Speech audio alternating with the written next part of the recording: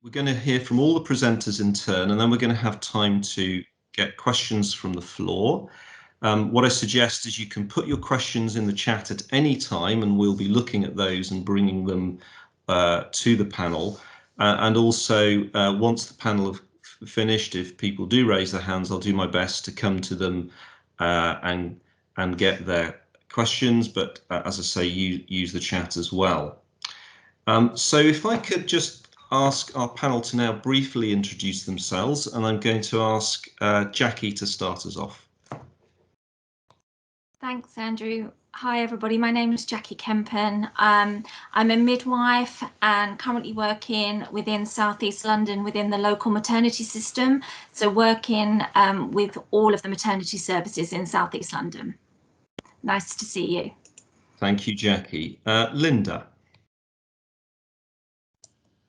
Good evening, everyone. My name is Linda Machakaire. I'm the head of midwifery at Lewisham Maternity Hospital, which is part of Lewisham and Greenwich NHS Trust. I've been a midwife in the Southeast for the past 25 years, and I'm here very honoured to be here to speak to you tonight, but I've got quite a lot to share around what's been happening during the pandemic. Thank you, Linda. OJ. Good evening, everyone. My name is Dr. Oge Iloswe. I'm a GP based in North Central London. I'm also one of the clinical advisors to the COVID vaccination programme, the London region. Really happy to be here to join in the conversation. Thank you for having me. Thank you, Oge, for giving your time up for us. Gajinder. Hello, everyone. Good evening. I'm Dr. Gajinder Singh Sandhu. I'm an adult consultant in infectious diseases. I started the pandemic working in Ealing Hospital, Northwest London, and I've been at King's College Hospital since January. Looking forward to talking to you later. Thank you. Just to get us started off and set a little bit of a scene, I'm going to say a few words about the vaccination programme here in South East London. We started this back in December. It seems a long time ago now, and to date we've vaccinated over 1.3 million people in South East London. That's over 1 million who've been double jabbed and have completed their vaccination schedule, and we delivered over 2.4 million doses in total. Vaccines are given from about 68 different sites in South East London, ranging from pharmacies, groups of GPs working together in something called primary care networks, hospital sites, mass vaccination sites, so huge variation in the availability. And we recognise that we've had to try and reach different groups in different ways. So we've had pop-up sites, we've had buses, we've had visits to festivals, places of worship, supermarkets, to name a few. You can get walk-ins, you can book online. There's lots of different ways you can get your vaccine. We recognise that vaccine uptake can vary, and so we've been working with communities, local leaders, members of local communities to try and make sure that people understand how they can get the vaccine, and we can help them with any concerns that they might have. The whole programme has been backed by an army of volunteers, vaccinators from all different aspects of healthcare, people joining from the public to support it, local healthcare providers, our armed services, St John's Ambulance, lots of different groups have been supporting the vaccination programme. It's been an amazing effort, and we've had fantastic rates of vaccine uptake in South East London. We're probably the second highest if you look at the age cohorts in London. And though, of course, we recognise there's variation in that for different reasons. And so we want to make sure that we reach out to groups who are uncertain or have questions about the vaccine so that we can make sure that they're informed and understand the value of having vaccination and can be reassured about its safety. So this evening, we particularly want to focus on issues and concerns that folk might have around pregnancy and fertility. And we've been vaccinating people who are pregnant since April. The vaccines have been given to a huge number of people, and we've got data worldwide now of 200,000 pregnant women being vaccinated with no safety concerns.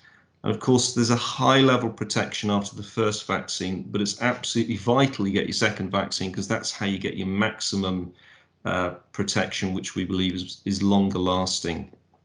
So with that in mind, I'm now going to introduce our first speaker, Jackie. Thank you. I'm just briefly going to introduce myself a bit more. So I've been a midwife for 24 years, so I'm very used to having conversations with women and birthing people around vaccinations for themselves and for their babies. And when the COVID vaccine was first offered to pregnant people, I was working as a vaccinator, so have absolutely been able to kind of support people in making their decision about having the vaccine. I was also working clinically when the pandemic first hit as well, so have experience in seeing how that affected everybody. Also the healthcare professionals, you know, what we've seen as healthcare professionals and how we've seen the pandemic evolve.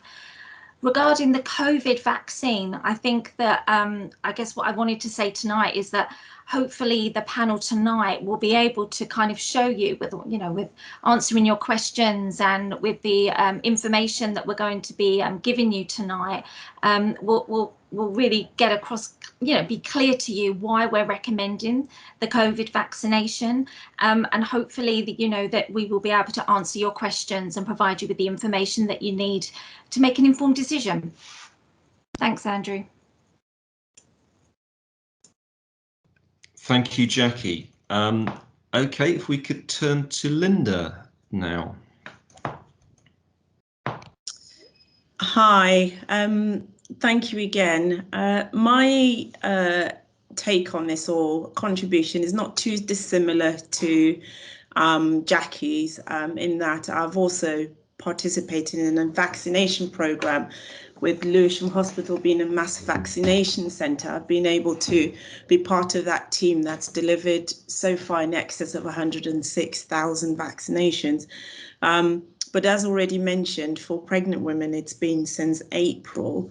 But what I'd really like to share is my lived experience through the pandemic.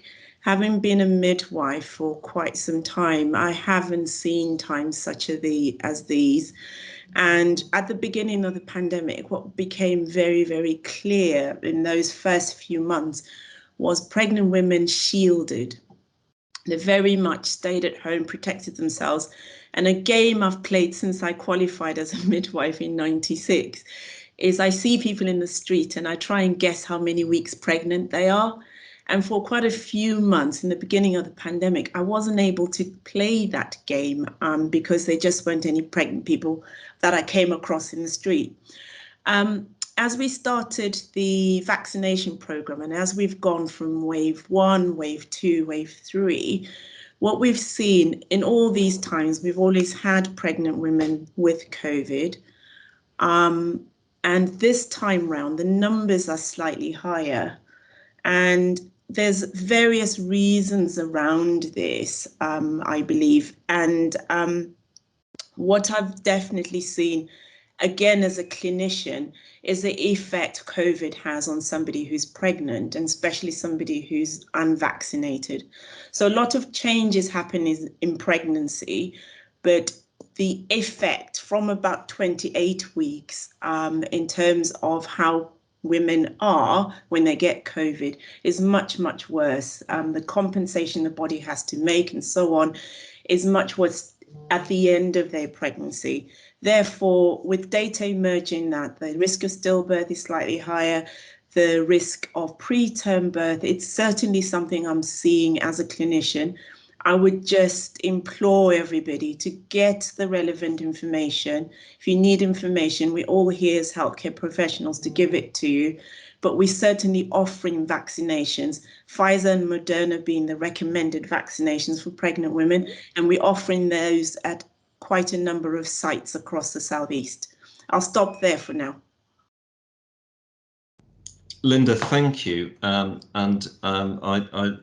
like that game that you play. I'm sure you're very good at it. I'd hate to compete against you. Could I just ask, sorry, just to mention that if we could just keep our cameras turned off whilst we're not speaking, that's partly to help me in my chairing of the meeting. So could I ask Oge now to speak? Thank you. Hello again. So my name is Dr. Oge. I'm a GP based in North London, and I also started on the COVID vaccination program in April with NHS England London region. So I got involved with my local vaccine hub back when we started in December. We had to set up very quickly. Really exciting that the vaccine came around so quickly. And initially there was such a flurry of information, and even us as clinicians were like, hold up, we need to do all the reading because things have happened so quickly. But the more information that have come out, the more we then started Vaccinated and seeing the positive effects quite quickly, the more we realized how important it was to roll out and make sure no one is left behind. So I've been involved in tackling some of the health inequalities that we see in our society, unfortunately, that goes beyond the vaccine, about other health matters. As a GP, that's really important to me. Prevention is better than cure, as my mother taught me. And I've also been involved in vaccinating care homes, the residents, and having conversations with the care workers who were really out in the trenches a year and a bit ago at the beginning of the pandemic, and needed some convincing some about the benefits of vaccination. But we've definitely made a massive amount of progress. It's been a long journey. And with pregnancy and fertility, at the beginning in December, when we first started, we did ask the question, are you planning a pregnancy in the next 3 months? Are you pregnant now? And if the answer was yes, we weren't vaccinating you at that point. And the reason for that is because we don't use pregnant women in the trials, and women that got involved in the trials were told to avoid pregnancy. But as things emerged, there were women that received the vaccine in the trials that found out they were pregnant. They've followed them through. We now have real world observational data from over 100,000 women, mainly in America. So that's when the advice from us changed about April, May this year to say, it is safe to get the vaccine in pregnancy. It does not affect fertility. And we changed that message. And that's what we've continued promoting. So we understand people have concerns and questions, and looking forward to your questions and the conversation we will continue to have this evening. Thank you. I just realized, I also wanted to say that we've been vaccinating pregnant women against infectious disease before. It isn't new. We offer as GPs the flu vaccine every year. So every September we start the season. We also offer whooping cough, which protects baby in the first few months of life. So vaccinating against infectious disease in pregnancy, as well as generally, is not new. We've been doing it for generations. Thank you. Okay, thank you. I was going to make the same point, of course, that holding off the vaccination at the beginning seemed strange in some ways, given that we go to such efforts to vaccinate those who are pregnant with flu vaccination and with whooping cough, and vaccination being so important, protecting mother and unborn child. So a really important point. So if we could come to our final speaker. Gajinder, over to you. Hello all. As I say, I'm Gajinder Sandhu. I'm a consultant in infectious diseases. And we were training over many years for a pandemic. It was part of our training program. And the first experience we got of how influenza or a virus could really impact pregnant women came with swine flu, or H1N1. And that's when I had personal experience of pregnant women coming in incredibly unwell with swine flu, needing to be put onto ventilators, needing to have emergency cesarean sections, and really in a very critical state. And we were scared when the COVID pandemic started that we would start seeing similar pictures in pregnancy with COVID-19. To begin with, we were filling wards in hospitals to the point where we might only have one ward left that was not COVID. We were expanding intensive care capacity. You'll remember in the Excel Centre, Nightingale beds were being built to allow us to incorporate potential overspill of ventilated patients. And to begin with, we were very fortunate that we weren't seeing many pregnant women on ventilators on intensive care units. But as Linda was saying, as she was playing her game, we weren't seeing many pregnant women out because the shielding programme was in place. Ogie had mentioned care homes and how elderly patients were dying, and we were getting huge outbreaks in care homes as well. Then we went into lockdown and everything just seemed to slow down, and we seemed to have this period where we could sigh a little sigh of relief. Come Christmas, people were interacting again. Shielding had really been relaxed a little bit, and we saw a massive rise in the second peak. And then something very different has happened with the third peak, where actually we have seen the impact of vaccination. So if I give an example, in the first peak, we were having up to 20,000 patients in hospital with 1,000 deaths per day. In the second peak, 35,000 patients in hospital, 1,200 deaths per day. And now with the third peak, 6,000 patients in hospital and about 40 to 100 patient deaths per day. So vaccination has very much so made a difference. If we were looking for knights in shining armour who came along to rescue us, it was primary care, the GPs, the nurses, the midwives, everyone who has been working tirelessly to vaccinate, which has actually allowed us to look on the streets and see that things have changed. We've come out of hiding because of the success of vaccination. But what we have seen is a change in the number of pregnant women on intensive care units in the UK. In the first peak, April, we would have had about 20 pregnant women on intensive care units in the UK. Come December of 2020, that had gone up to about 45. But last month, July 2021, we had 66 pregnant women on intensive care units in the UK with COVID-19. And we currently have 3 at King's College Hospital. The one thing that we note with all of these pregnant women, 99% have had the Delta variant and 99% are unvaccinated. So what has happened over the course of the pandemic is that we have been in evolution. The virus has been in evolution. The Delta variant is very different to the variant that we first saw. But also there have been changes in what we call our herd immunity. We've seen that the elderly are more protected. We have seen that those nursing home outbreaks that Ogie spoke about, we're not really seeing them anymore. But we have seen other cohorts of patients, such as pregnant women, who are representing a subgroup where that herd immunity is not there. We've heard that data is starting to come out from the US with 2 major trials. One was a trial or collections of data primarily. So one was collection of data from 706 pregnant women, and this is across the world, including South America, Sub-Saharan Africa, Asia, the UK, Switzerland, Spain. And we see a higher risk of preeclampsia with COVID-19, a higher risk of severe infections, risk of intensive care unit admission, preterm labour, and maternal and neonatal deaths. We also have data from the US, which again is looking at, I think it was well over, oops, let me just get that up. We're seeing data from the US, which is showing increased risks of ITU admission, preterm birth, intubation, mechanical ventilation, and in-hospital mortality.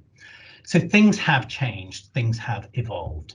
It's not new for us to see infectious diseases being more severe in pregnancy. I mentioned influenza, H1N1, malaria is another example, listeria, herpes simplex virus, hepatitis E. We know that pregnancy is a vulnerable state, and we know that vaccination is successful. Vaccination is successful in protecting the pregnant woman, but also in the case of whooping cough, protecting the child as well. One of the commonest fears I hear from people is that the vaccines just came out too quickly. But actually, if you think about it, every year we release a new influenza vaccine, and we're able to do that with genetic information that only comes out a few months before. The genetic information of SARS-CoV-2 was released very early in the pandemic, and the world's scientific community has been working on nothing other than developing these vaccines. And what we clearly see on an epidemiological level is that vaccination has helped, vaccination has supported. And for people like myself and the GPs and midwives and nurses on the wards and intensive care physicians, we have only started to see a light at the end of the tunnel as a result of vaccination. And we really want to be able to talk to you about the benefits that we see from vaccinating the population. Thank you. Gurjinder, thank you, and thank you for sharing your own experience working very much at the sharp end during the pandemic. And of course, I think all of us in the panel have experienced the pandemic in different ways, whether been in primary care, midwifery, or working on ITU.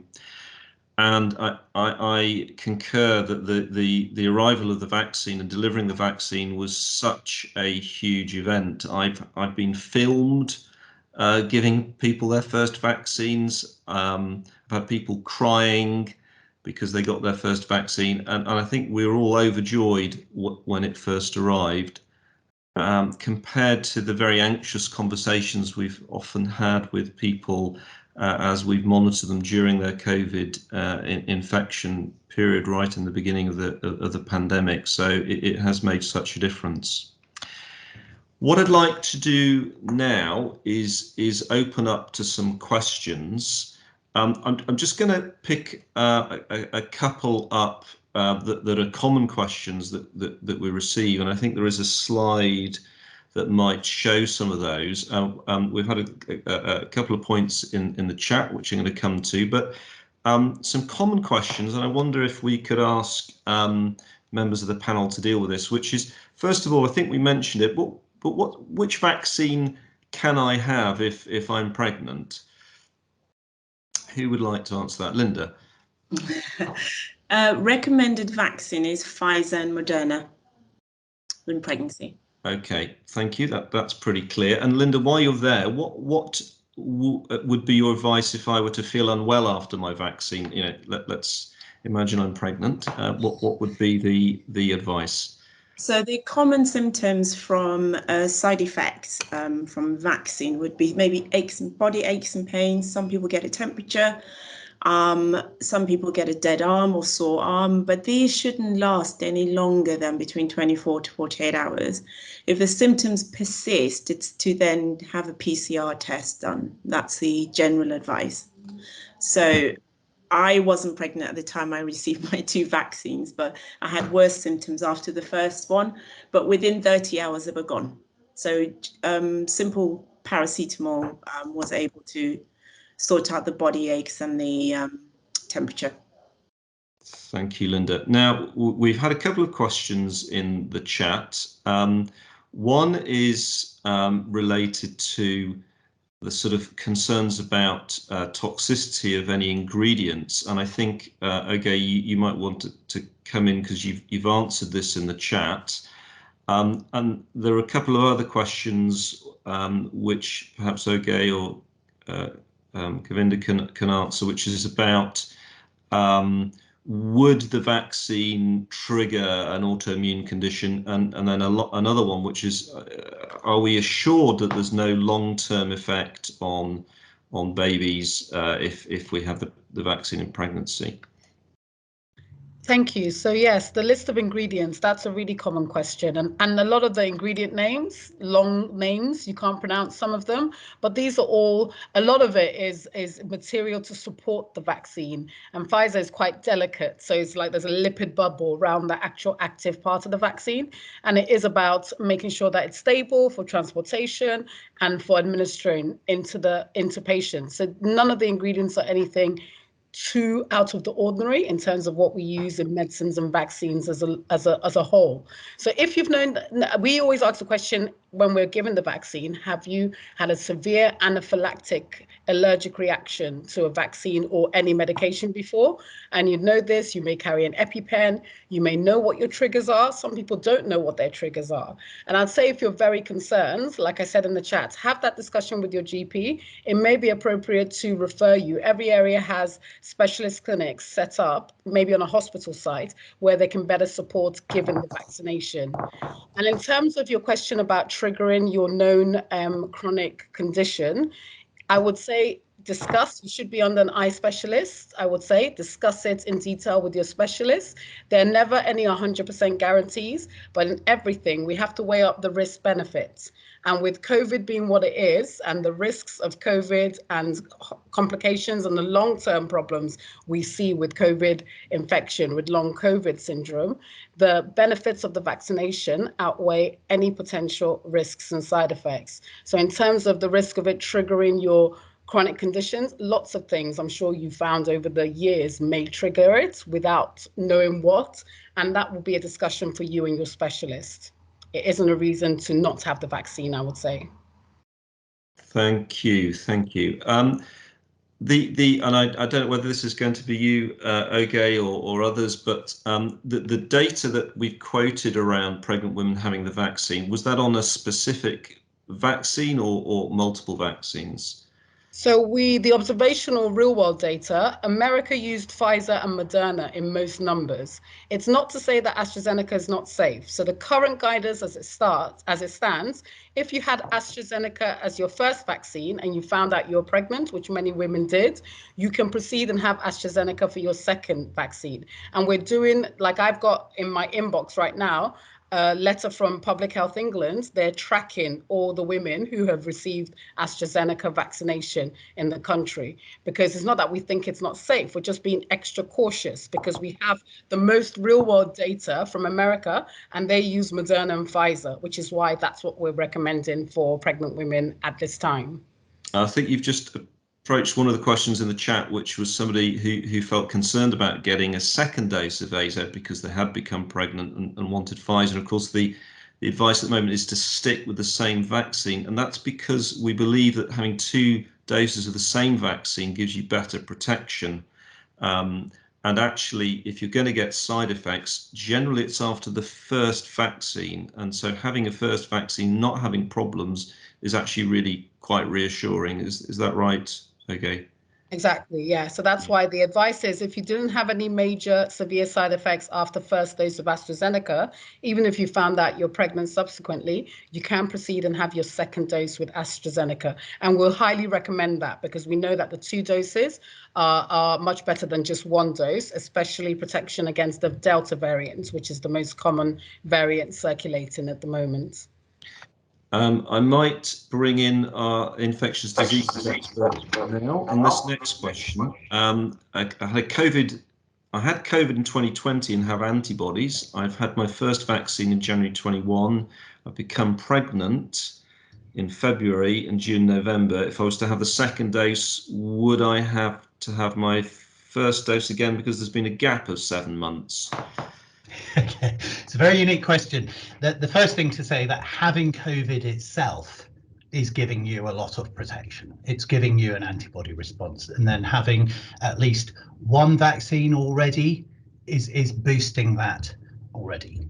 I can see you've got a Lewisham Greenwich NHS Trust email or log on, so it may well be that you're able to get an antibody test done for occupational health. That might give you an idea of how well you're protected and whether you need a second dose as a booster.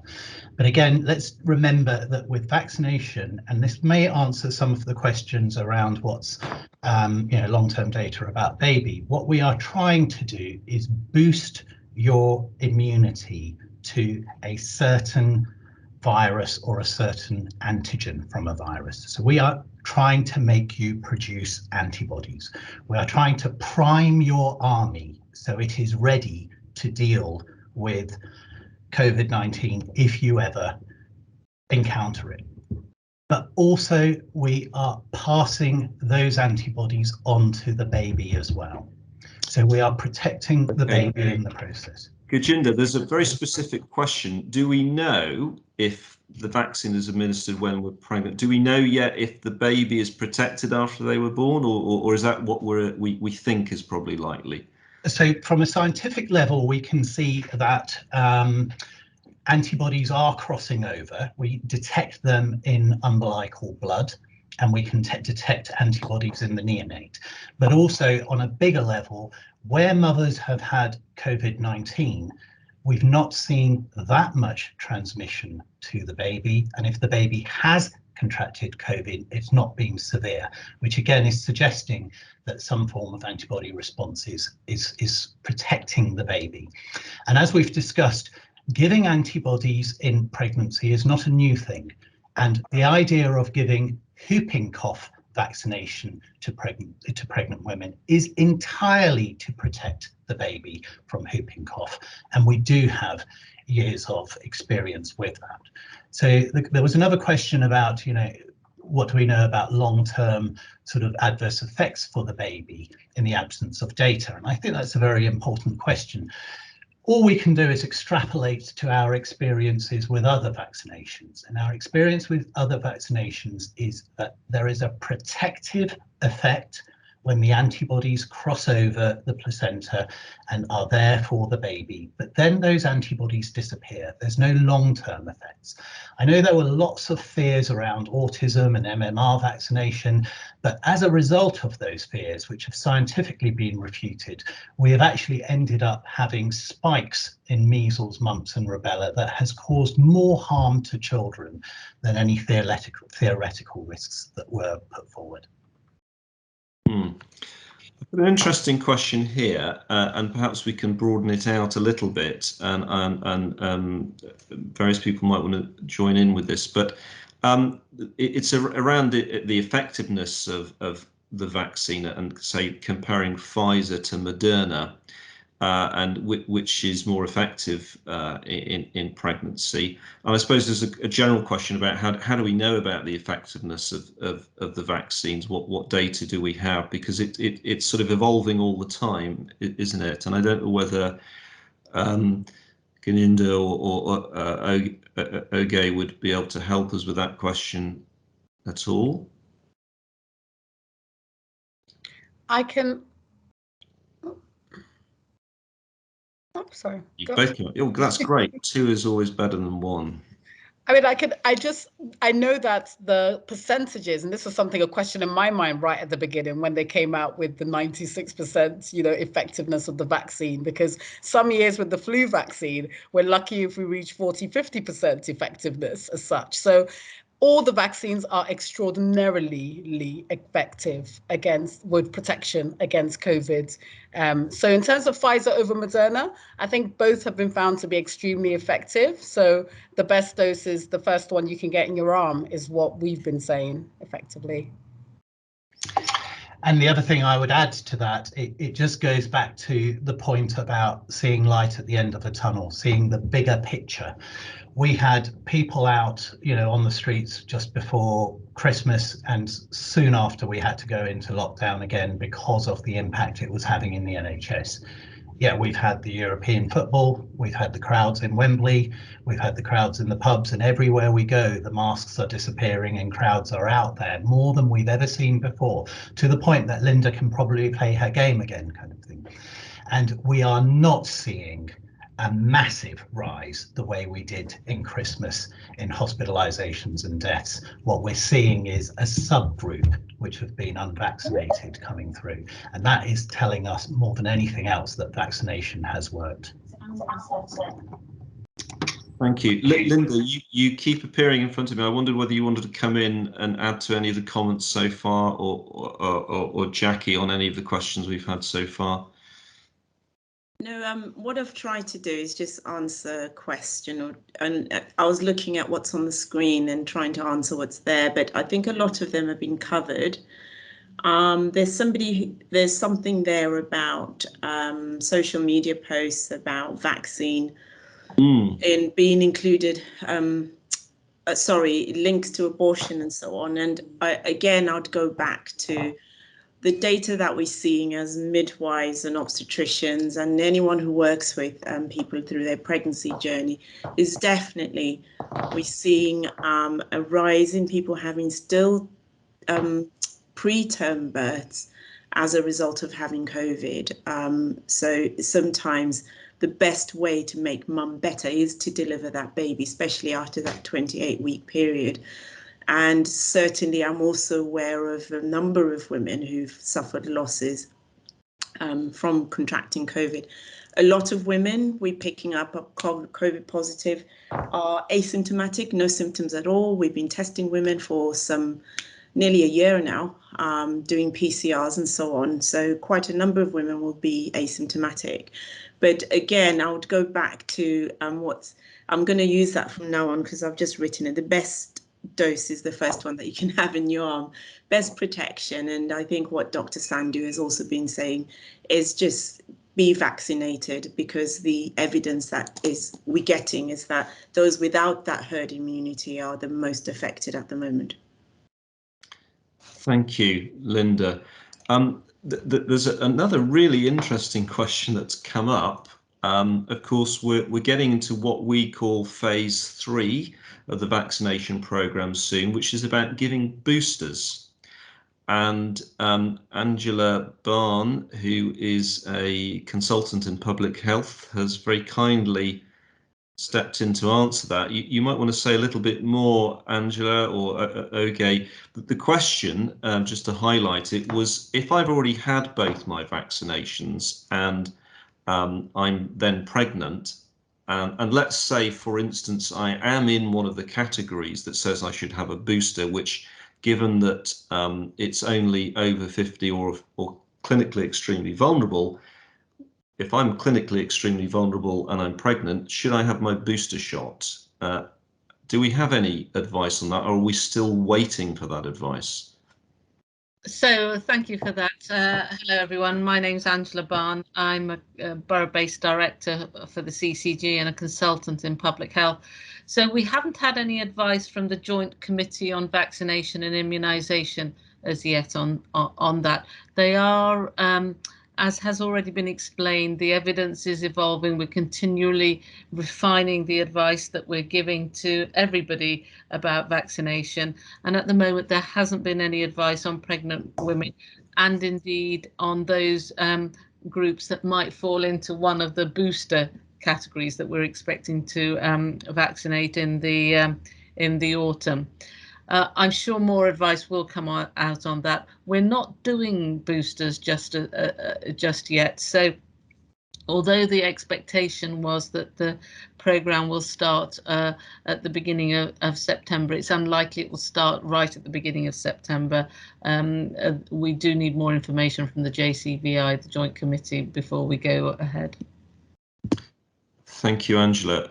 Okay, were you going to add to that at all? Yeah, you just answered a lady in the chat, I think, about the second dose. Thank you. Yes, so just reiterating that the second dose can be AstraZeneca, and sorry that you've heard so many conflicting and confusing information. And yes, booster doses, we'll know more by the end of this month. About the finer details of it. It's supposed to be starting in September, but it will be at least 6 months after the second dose, and there'll be certain groups, the clinically extremely vulnerable, healthcare workers, I believe, care home residents and staff are the ones included, because they were the ones vaccinated first, all the way back in December, January, etc. Okay, while I got you there, and as a fellow GP, and I'm sure, probably because we're often approached prior to people becoming pregnant, There has been concern right at the beginning around fertility and will this affect my fertility, because of course we were giving the vaccine to people who are working in health and social care, we were giving the vaccine to people who are clinically extremely vulnerable, and there were anxieties about that. What was the kind of advice that you have given and continue to give about that? And I know that Gurjinder had something to say about this as well, so I might bring him in. So in terms of effect on fertility, there is no evidence that there is any effect on long-term fertility. In fact, many women who took part in the trials incidentally found out they were pregnant, and there are lots of women that have had the vaccine that have subsequently gone on to have pregnancy, and the rates of any ill-term effects have not been any different from, you know, the other population that haven't been vaccinated. So biologically as well, in terms of the way vaccines work and the fact that we have been vaccinating people for a long time against infectious diseases, so there is no biological plausible way it can affect your future fertility. And also, to answer a question I think I missed that was earlier about the long-term effects on baby, again, there's no reason why this being vaccinated and being protected from this infection should have long-term effects on the baby. And that has not been shown in terms of the observational studies that have followed women through pregnancy and after pregnancy and breastfeeding, which is why we can be confident to say we recommend it, because the benefits far outweigh any potential risks at this point from what we know. And you come in, but I'm glad you've appeared because I've got 2 or 3 questions for you now, so don't go anywhere. Okay, just to add to what Oge was saying,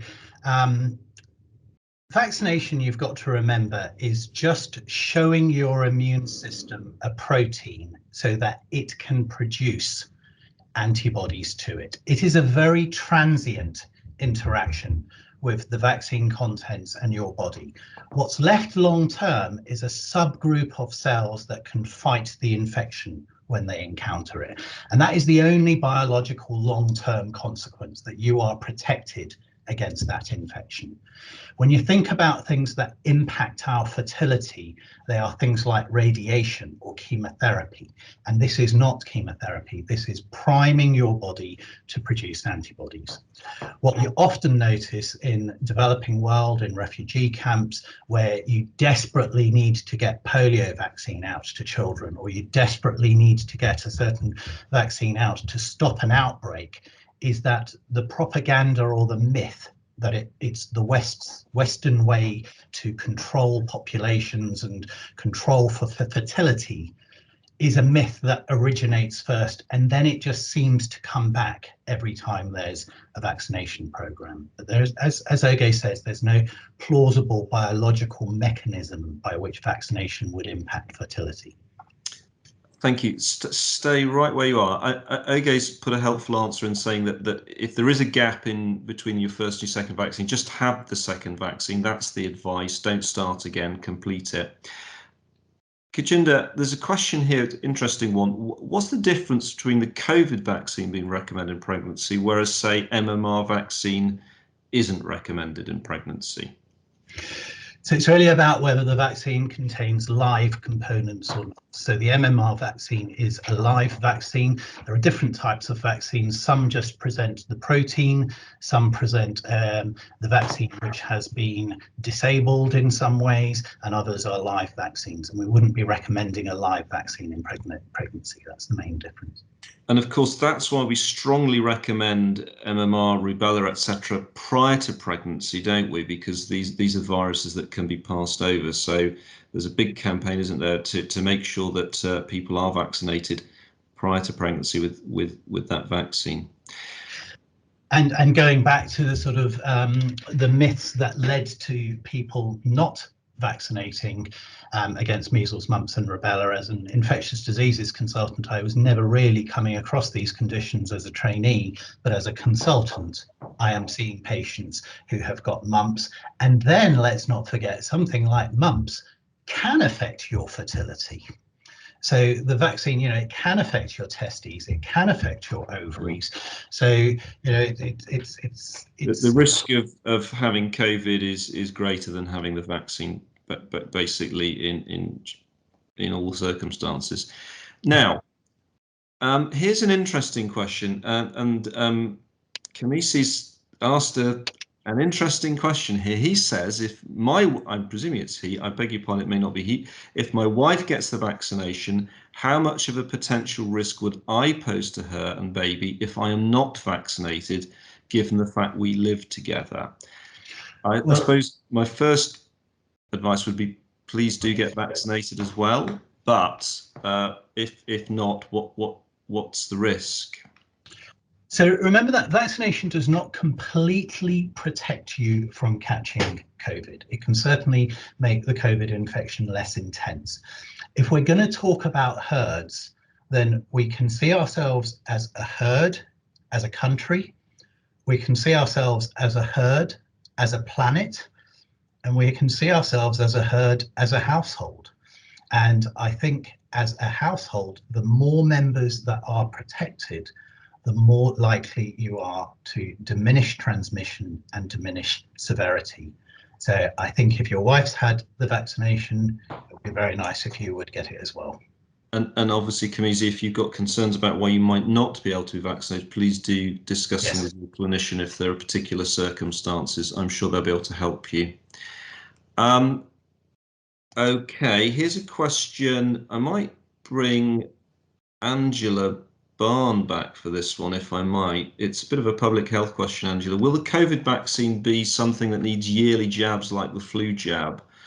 Or is there an expected level of ongoing protection once the first 2 jabs have been given? I think we're still weighing up the evidence around that. It does seem to be that the effect of the vaccine does wane after 6 months, which is why we're recommending this these boosters, or at least I'm expecting the Joint Committee on Vaccination and Immunisation to recommend these boosters at the end of this month. The fact that we've got a virus that is changing, that we've had these different mutations, it does mean that given our current ability to create vaccinations, it may be that we will have to have a different sort of vaccine if we want long life immunity to all mutations of COVID-19. So that's probably not a very straightforward answer, but I think the answer really is that we don't know just yet how frequently we will need to be vaccinated against COVID-19. It's certainly a virus that's capable of mutating very easily, and I suppose the ideal is that if there is a mutation of this virus that is not very pathogenic or doesn't cause very severe disease, and is relatively not infectious, or even if it is infectious, that it's much more like a cold or a very, very minor illness. We don't have that as yet, so I think we are still looking at vaccination as one of the pillars of control for this virus. So I think we will know more, but it may be partly dependent on what sort of mutations occur. And again, Angela or any of the panel, question here from a lady who's 25 weeks pregnant. She's not had a COVID jab yet, but she has got a flu jab booked in September. Brilliant, well done. How long should she leave between the flu and the COVID jabs? And I suppose the question is, does that mean she should just go and get a COVID jab right now and that'll be enough time, or is there a gap you have to leave? So the current advice is a week between the vaccinations. Ideally, we are hoping to give the vaccines together, but actually just go ahead and have the vaccines. If you're coming up for your flu vaccine, have the flu vaccine and then have the COVID vaccine a week later, or have the vaccine now and then have the flu vaccine a week Linda, later. Do you want to come on and say what you've just said in the chat? I didn't realise. Sorry, everyone. I'm still at work and I keep getting work calls as well. What I would say, Amy, as you're 25 weeks already and you mid-trimester is, and we know the effect of COVID, it's slightly worse in that 3rd trimester as well, is have your COVID vaccine now. I don't know where you booked, but there's quite a lot of centres where you can have either Pfizer or Moderna and have your vaccine now. And as Angela was saying, you know, the current recommendation is around a week if you're going to have the flu vaccine as well. But I'd have put that in because it will give you a level of, you start making those antibodies soon after your first jab. So I'd have that. Thank you, Linda. That's really helpful, and I think it's great to hear that directly from you. That's very reassuring. Great. Okay, I'm now picking up another question here, which I'm just reading. It's another question about antibodies and COVID vaccine. Might have to bring. Well, Linda, you're staying on for this. I've had COVID and was hospitalised back in early July at 9 weeks pregnant. I now recovered from this in 17 weeks. I appreciate the vaccine would help, but as I had COVID, if I'm not comfortable getting the vaccine, would the antibodies from my immune system be enough? And others may want to join in this advice as well. Linda, what's your advice? I see Dr. Sandhu's come in again. And again, I would speak from the perspective of a clinician who works with pregnant women on a daily basis. And I would say that have your vaccine ASAP. So you've had, and I think it's all around what Dr. Sandhu was talking about as well, and how the virus itself is evolving and so on. So once you've recovered from COVID and you currently don't have any symptoms, I'd book myself in for a vaccine. If you want a further discussion around this, do speak to your nearest healthcare provider. But I think my details should be here as well. I'm quite happy to talk to you as well. Linda, I don't know if you want to add to that, Dr. Sandhu. Yeah, please do. Yeah, I think I'm sorry you were hospitalised with COVID, and you know, I'm sure it was very frightening, and I'm very pleased that you've got to 17 weeks. You will have antibodies, and you may find that if you have a vaccine, you'll get a fever that night because you're just really reinforcing your army. You have an army that has started, and each vaccine, each second dose, each booster just reinforces that army. And anything we can do to reinforce our protection is important. And I would agree that we should really get that vaccination done as well. Thank you so much for asking that question. And we're right with you, and we want you to stay protected. Jackie, were you going to say something? I was. Lucy has put in a couple of times in the chat regarding obviously concern about if she doesn't have the vaccine, can she be dismissed from her job? And I guess I just wanted to highlight that. I mean, I would not be an expert on employment law. I don't know if there's anybody else on the panel that would be. I'm afraid I was going to say that we're not legal advisors here. We're not. So I think, Lucy, you know, I would refer you either to your HR department at work. I'm not sure if companies can actually make it mandatory at the moment, but obviously this is a concern for you. So I think that you would either need to kind of speak to your HR department at work or get some legal advice if that is something that a route that your company are going down. But I'm sorry, I can't give you any more information than that, I'm afraid.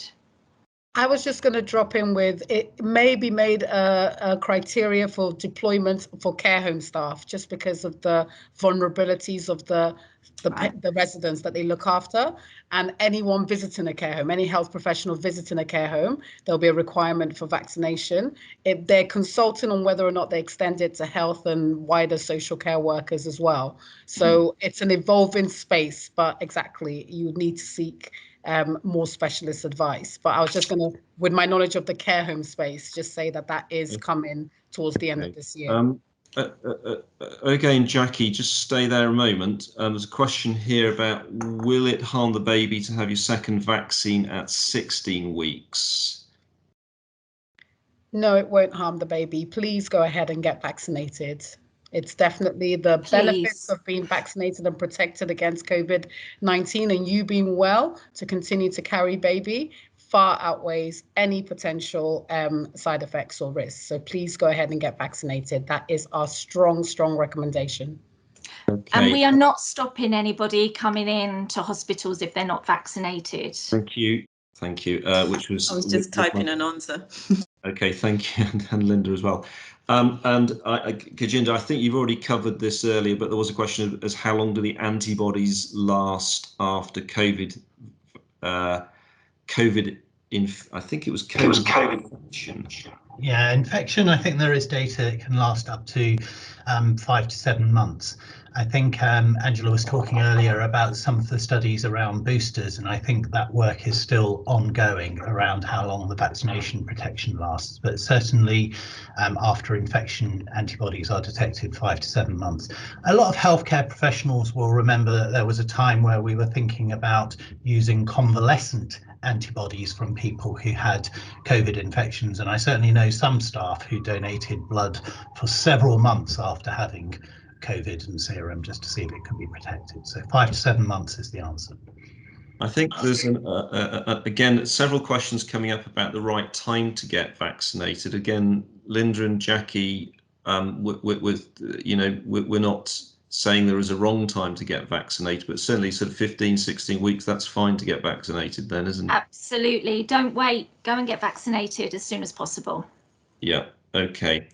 Look, there is another question in there, which is about, well, what if I don't get vaccinated? What are the other treatments? I'm not sure we've got time to cover that now. And I think if you were here at the beginning, you would have heard Gajinder talking about ventilating people and giving them hospital treatment and how much difference it made to have the vaccination, that we didn't have to go down that route because it's filled with so much uncertainty.